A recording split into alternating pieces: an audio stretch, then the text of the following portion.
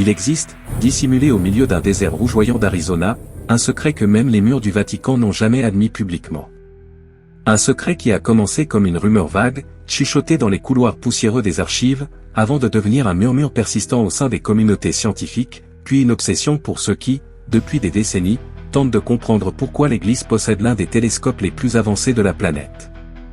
Un télescope dont l'existence officielle n'est qu'un masque, une façade soigneusement polie pour cacher quelque chose de beaucoup plus dérangeant. Dans ce documentaire, nous nous penchons sur ce mystère, mais pour le comprendre réellement, il faut d'abord remonter bien loin dans l'histoire. Car l'idée d'un Vatican scrutant les cieux ne date pas d'hier, elle plonge ses racines dans des siècles où le ciel n'était pas seulement une carte d'étoiles, mais un livre sacré où l'on croyait pouvoir lire l'avenir des hommes. Lorsque l'on traverse les montagnes de l'Arizona, sur la route étroite menant au mont Graham, on ressent immédiatement une atmosphère étrange. Ce lieu ne ressemble à aucun autre. Pour les tribus Apaches, ce sommet était un site sacré, un pont entre la terre et les mondes invisibles. Ils y voyaient un lieu où les esprits veillaient, où des présences anciennes continuaient de marcher entre les arbres. Et c'est précisément ici, sur cette terre chargée de symboles, que le Vatican décida d'installer un observatoire. Un choix qui ne doit rien au hasard. Pour les Apaches, le mont Graham était un lieu de vision. Pour le Vatican, c'est devenu un lieu d'observation. Mais l'objet de cette observation demeure encore obscur pour le grand public. Officiellement, l'Église voulait simplement participer à la recherche astronomique moderne. Une explication qui semble anodine, presque banale. Pourtant, lorsque l'on examine les archives du XIXe siècle, on découvre que les premiers astronomes jésuites rapportaient déjà des phénomènes étranges, des observations qui n'ont jamais été publiées dans les revues scientifiques de l'époque. Des objets lumineux capables de traverser le ciel à des vitesses impossibles. Des points brillants qui semblaient se maintenir immobiles pendant des heures avant de disparaître d'un seul coup. Le Vatican connaissait ces rapports, et pourtant, il ne fit jamais le moindre effort pour les rendre publics. Au contraire, ces documents furent enfermés dans les archives secrètes, ces salles auxquelles seuls quelques gardiens triés sur le volet ont accès. Ce silence n'a jamais été anodin. Car au fur et à mesure des années, le Vatican investit dans des instruments toujours plus puissants, toujours plus précis, toujours plus coûteux. Jusqu'au jour où un projet particulier fut lancé dans la discrétion la plus totale. Selon certains chercheurs, ce projet visait à construire un télescope doté d'une technologie unique, capable de voir au-delà du spectre visible, capable d'observer des objets froids, sombres, presque invisibles à la plupart des instruments classiques.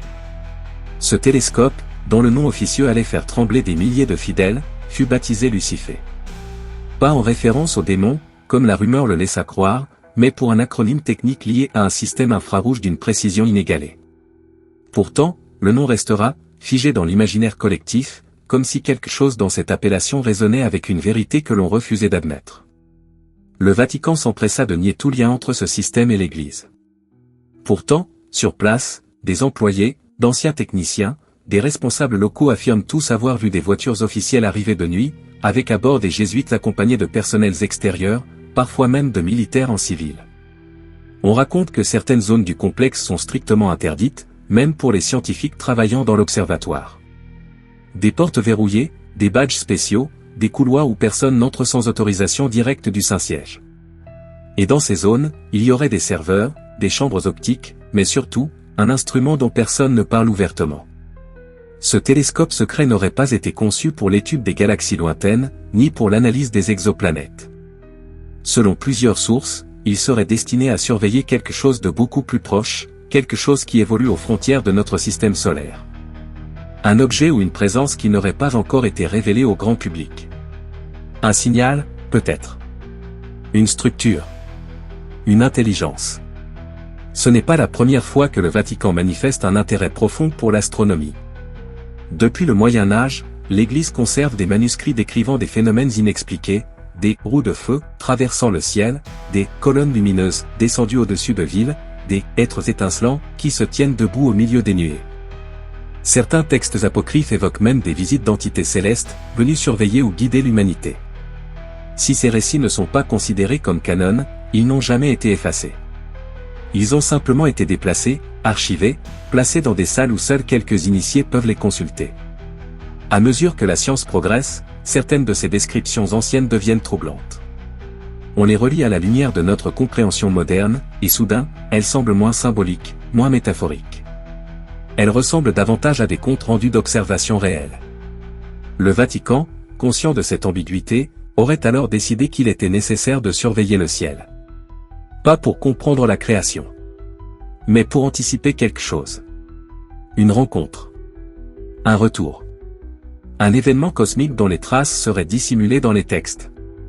Lorsque l'on interroge les anciens techniciens du Mont Graham, certains parlent d'une série d'alertes silencieuses déclenchées certaines nuits. Des signaux enregistrés par un instrument que personne ne reconnaît officiellement. Des pulsations lumineuses, toujours orientées vers la même région du ciel. Une région déjà mentionnée dans certains manuscrits hébreux, comme un lieu d'origine, un point où les « messagers » des temps anciens retournaient après leur mission. Si le Vatican possède un instrument secret au Mont Graham, ce ne serait donc pas un hasard. Ce serait une nécessité. Un moyen de garder un œil sur quelque chose que l'Église sait depuis longtemps mais qu'elle refuse de révéler au monde. Quelque chose qui pourrait, si la vérité éclatait, bouleverser les fondements même de l'histoire humaine. Pour comprendre l'ampleur du secret qui entoure le télescope caché du Vatican, il faut s'attarder sur les témoignages les plus dérangeants, ceux dont personne ne parle officiellement mais qui circulent depuis des années dans l'ombre.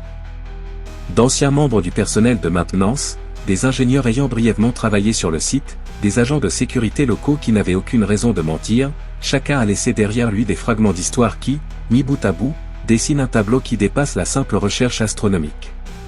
Certains affirment avoir vu des caisses scellées arriver par hélicoptère, de nuit, transportées immédiatement dans les zones restreintes du complexe.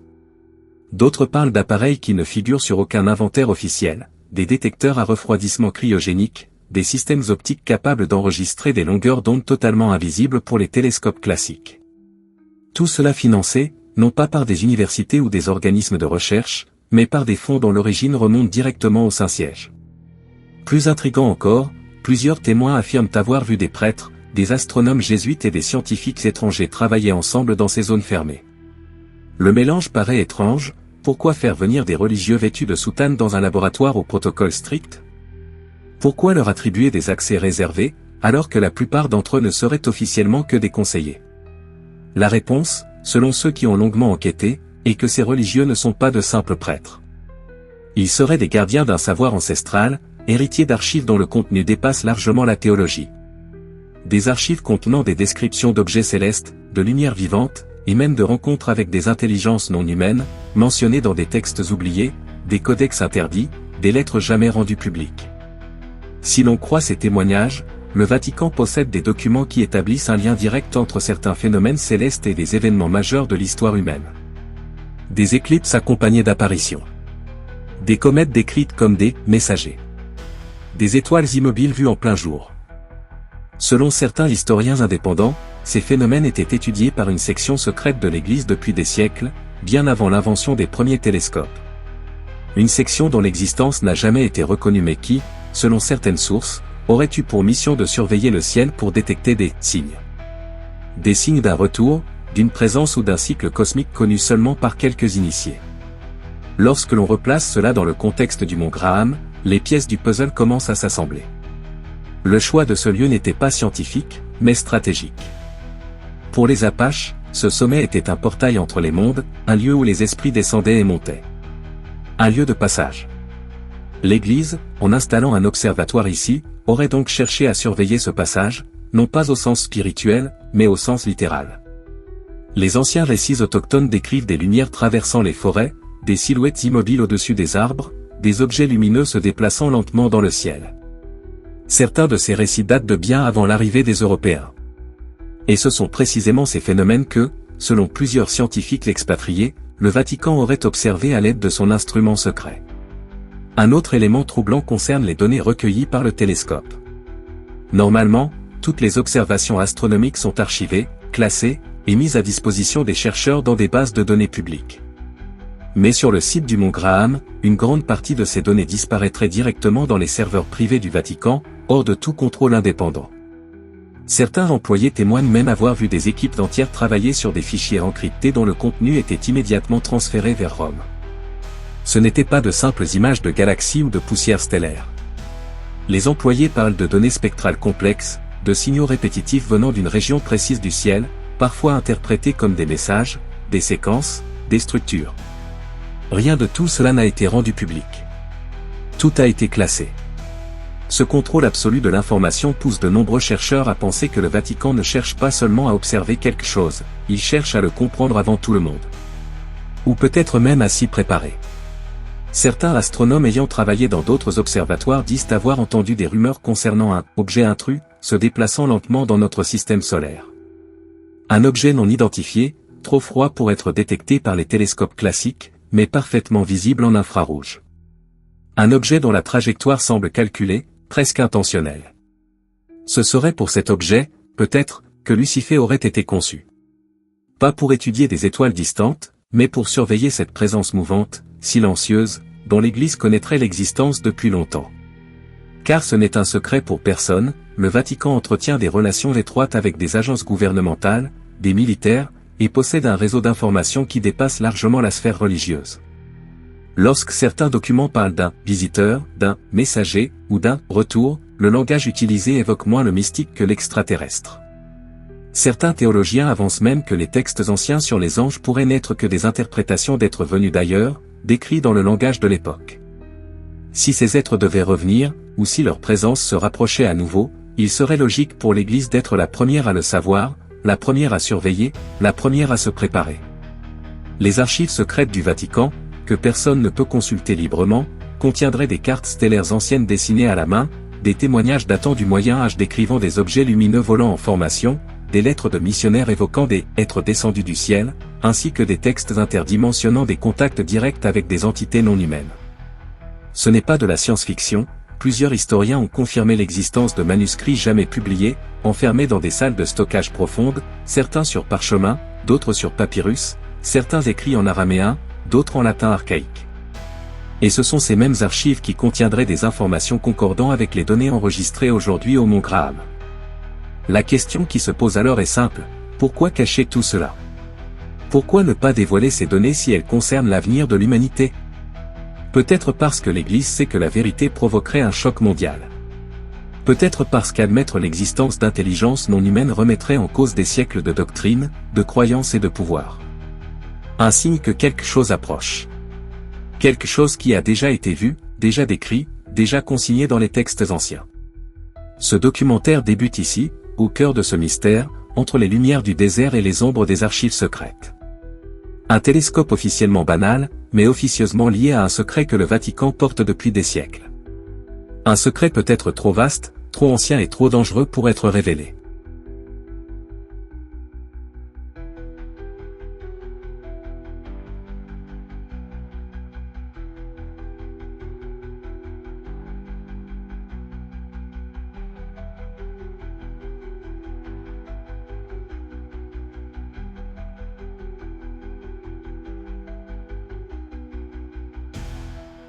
Avant que l'enquête ne continue, n'oublie pas de liker cette vidéo, de t'abonner à la chaîne et de dire en commentaire quel mystère tu veux que je dévoile dans le prochain documentaire.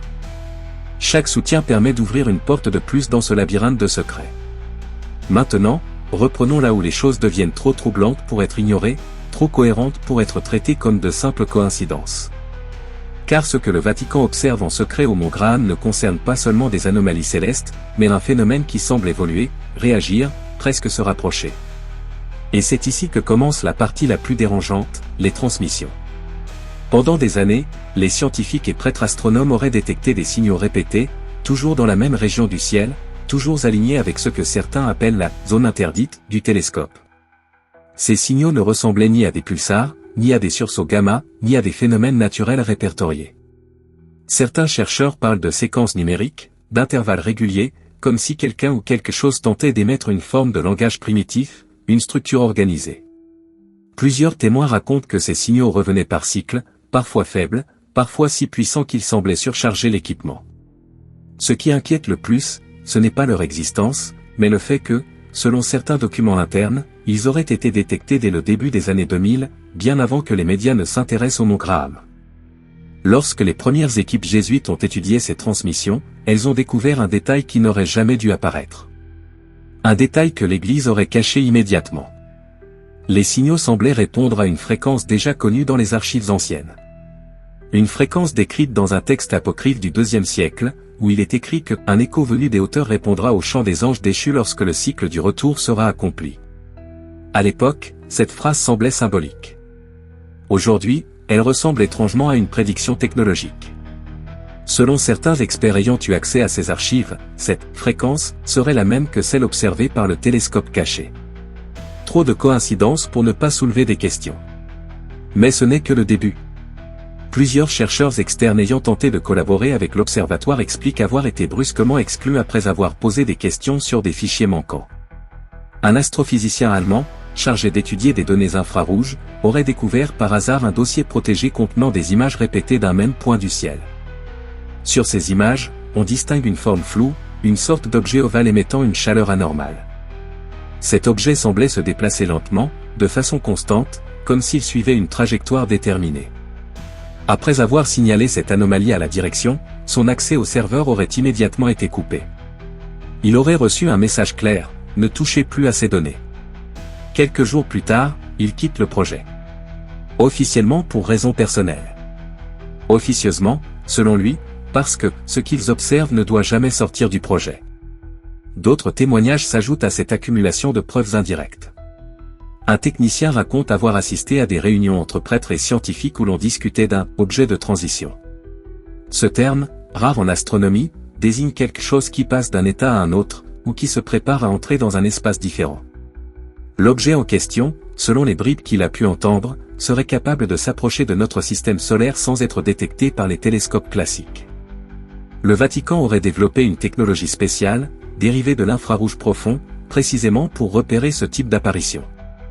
Cet objet serait visible par intermittence, comme si sa présence fluctuait, comme s'il passait d'une réalité à une autre.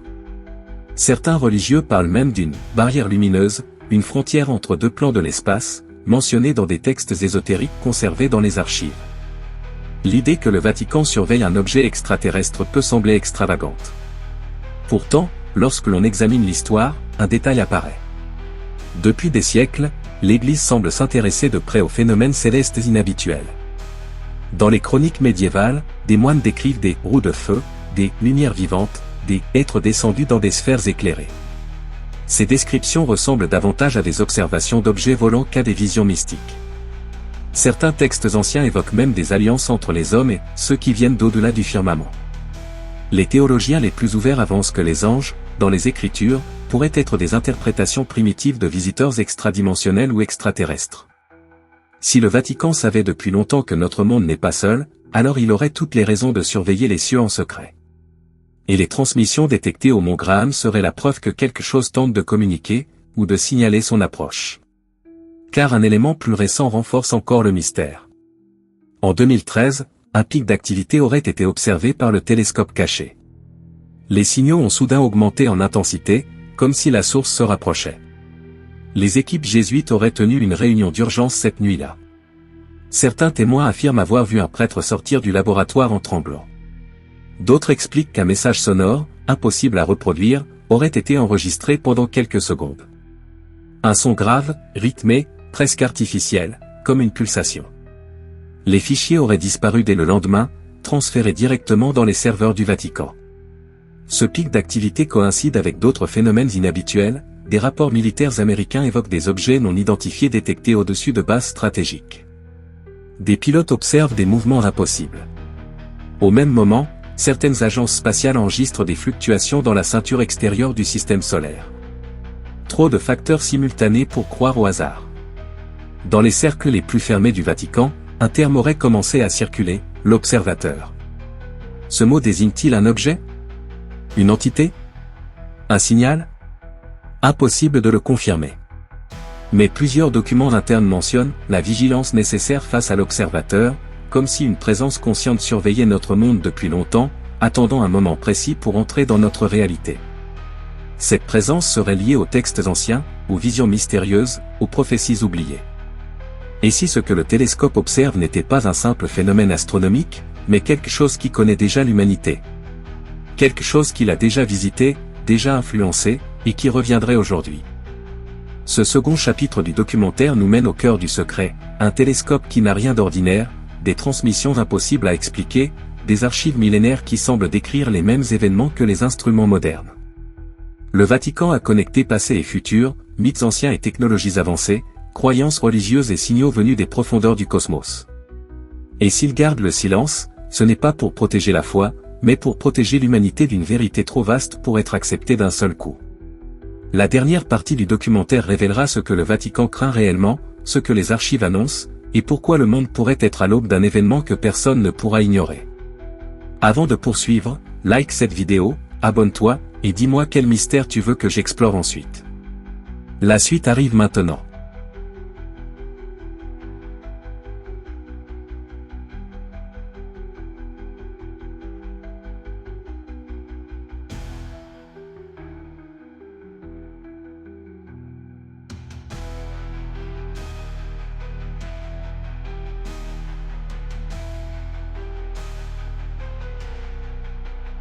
Le dôme interdit, ce que le Vatican cache derrière son télescope. La nuit tombait sur le désert d'Arizona comme une grande page d'encre, et au-dessus de l'observatoire, les étoiles brillaient avec une intensité presque agressive, comme si elles tentaient de percer un secret que même le ciel ne devait pas révéler. Au cœur de cette obscurité vibrante se dressait une structure blanche, élégante, silencieuse. Le télescope du Vatican. Officiellement appelé Lucifer, rebaptisé ensuite par prudence médiatique, mais dont le nom original restait gravé dans les rapports, les archives et les murmures. Dans cette dernière partie du documentaire, nous n'allons plus contourner l'indicible. Nous allons pénétrer dans la zone interdite. Celle où les scientifiques autorisés signent des accords de silence. Celle où la lumière des étoiles n'est pas étudiée pour la science, mais pour quelque chose de beaucoup plus ancien. Plus dérangeant. Plus proche de la vérité que l'Église ne veut l'admettre. Avant de continuer, si vous voulez soutenir ce travail d'enquête, laissez un like, un commentaire et abonnez-vous. Et dites-moi en commentaire le prochain dossier secret que vous voulez voir traité. Maintenant, entrons. Au Vatican, tout commence avec un couloir. Un couloir qui ne figure pas dans les plans publics, ni dans les visites guidées, ni dans les documentaires officiels. Un couloir qui mène à une salle circulaire, au mur d'un blanc parfait, où sont rangés des manuscrits datant de plus de 400 ans.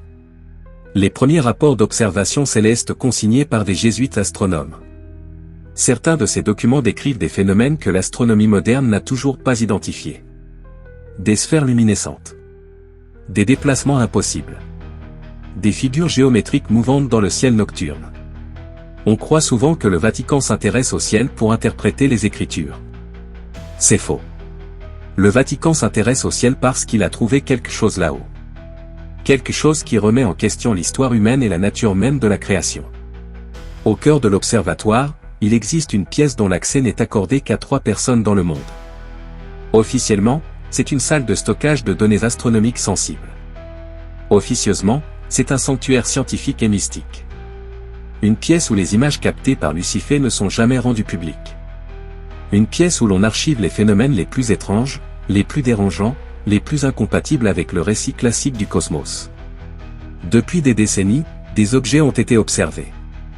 Se déplaçant à des vitesses qui défient la physique. Produisant des signatures lumineuses non répertoriées. Changeant soudainement de direction, comme mus par une intelligence. Ce qui n'était au début que quelques anomalies sporadiques devint, au fil des ans, une collection. Une série. Un ensemble cohérent de manifestations d'une origine inconnue. C'est pour cela que le Vatican possède un télescope. Pas pour contempler la création, mais pour surveiller ce qui la traverse. Les documents internes que certains chercheurs ont consultés avant d'être réduits au silence évoquent un nom. Un nom aux consonances anciennes, les voyageurs du foyer originel. Une hypothèse selon laquelle certaines formes d'intelligence avancée circuleraient dans notre galaxie depuis des milliers d'années. Une hypothèse qui ne contredit pas la foi, mais la complète, en élargissant le cadre de création à quelque chose de beaucoup plus vaste, plus multidimensionnel, plus vertigineux. Ce que les astronomes du Vatican ont observé n'est pas un simple objet. C'est un motif. Un signal. Une séquence d'apparitions récurrentes. Toujours au même point du ciel. Toujours à des intervalles précis. Comme si quelqu'un, ou quelque chose, suivait un calendrier. Une trajectoire. Un rendez-vous. C'est ce qui a poussé l'Église à construire un télescope capable de capter une gamme de fréquences que les observatoires classiques ne surveillent pas. Certaines de ces fréquences seraient liées à des émissions électromagnétiques anormales provenant d'objets non stellaires. D'autres seraient associées à des interférences impossibles à reproduire en laboratoire. Mais ce qui a déclenché la véritable panique interne, ce n'est pas un objet. C'est un message. Les chercheurs l'appellent l'écho de l'abîme. Il s'agit d'une vibration lumineuse captée lors d'un alignement rare. Une modulation mathématique répétée 3 fois. Identique, parfaite, impossible à confondre avec un phénomène naturel. Une modulation qui semblait contenir une structure. Un langage. Ou pire encore, une intention. Les plus hauts responsables du Vatican se sont réunis en urgence après cette découverte. Une réunion secrète, tenue dans une salle protégée contre l'espionnage, où fut discutée la possibilité que le télescope ait capté la preuve d'une intelligence non humaine. Non terrestre. Potentiellement proactive.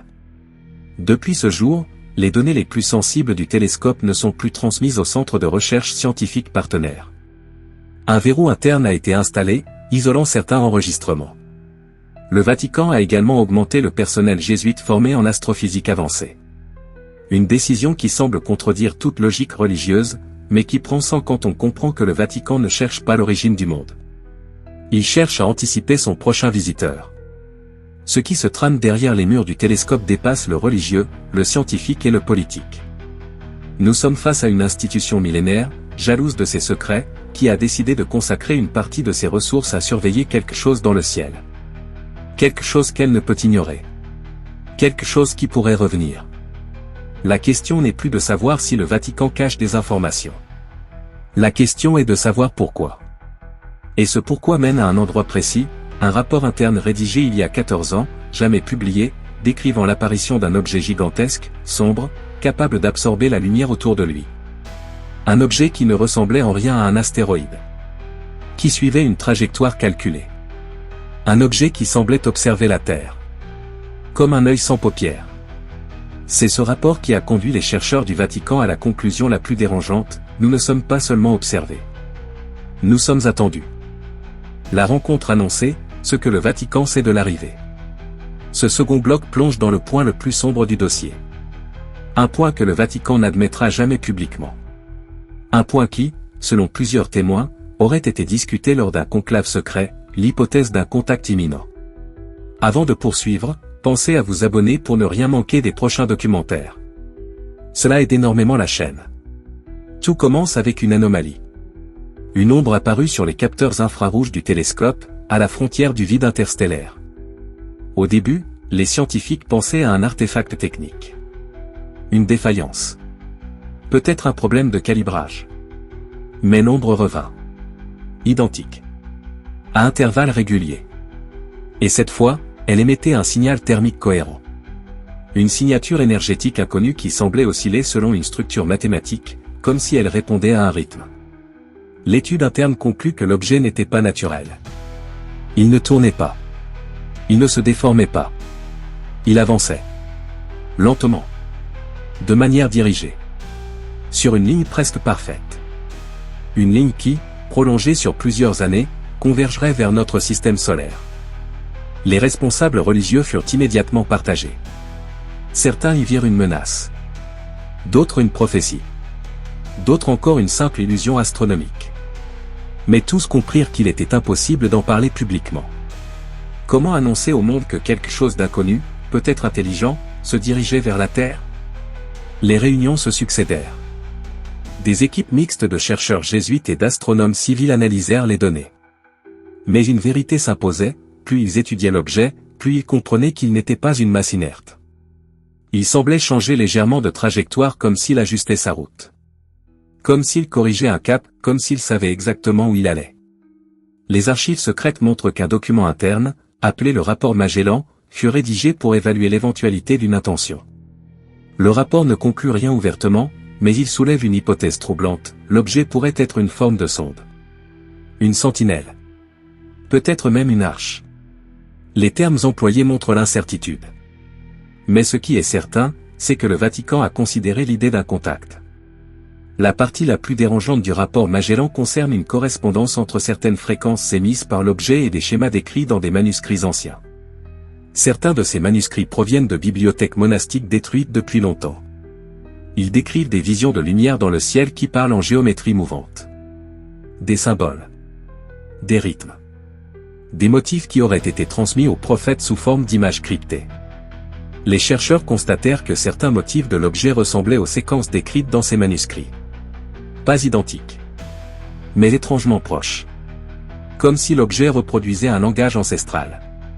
Un langage qui avait traversé les siècles sous forme de visions, de prophéties, d'écritures sacrées. Une communication qui ne s'adressait pas à une civilisation entière, mais à une institution spécifique, l'Église. C'est alors qu'une question surgit, et si l'Église savait depuis longtemps ce que nous découvrons seulement aujourd'hui? Et si certaines prophéties ne parlaient pas d'événements symboliques, mais d'un rendez-vous cosmique réel? Certaines traductions anciennes évoquent un retour. Un signe dans le ciel.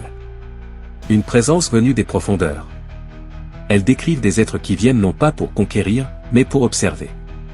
Pour vérifier. Pour juger. Ces textes furent longtemps considérés comme métaphoriques. Mais les scientifiques du Vatican virent dans les signaux de l'objet une possible corrélation. Pendant des mois, le télescope suivit la trajectoire de l'objet. Jusqu'au jour où il disparut. Non pas parce qu'il s'éteignit. Non pas parce qu'il explosa. Mais parce qu'il entra dans une zone du ciel dépourvue de matière, où aucune lumière ne devait se comporter ainsi. L'objet sembla littéralement se fondre dans l'obscurité, comme s'il passait à travers une porte invisible. Une porte que les chercheurs appellent aujourd'hui le point noir. Une région qui n'apparaît sur aucun relevé astronomique classique. Ce phénomène déclencha une nouvelle vague d'alertes internes. Car s'il existait un passage non identifié, alors l'objet pourrait réapparaître n'importe où. N'importe quand. Peut-être déjà ici. Le Vatican intensifia sa surveillance du ciel. Il isola certaines données.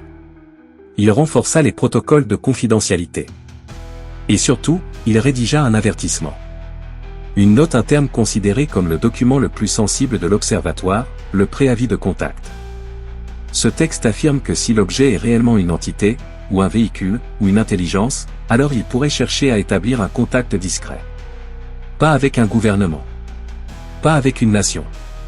Mais avec une institution ayant une portée mondiale et une mémoire ancienne. La dernière phrase de la note est la plus troublante, l'attente n'est plus prophétique. Elle devient astronomique. Et c'est là que tout prend sens. Le Vatican ne cherche pas à cacher la vérité par peur de la science. Il la cache parce qu'il pense que l'humanité n'est pas prête. Pas encore. Pas dans son état actuel.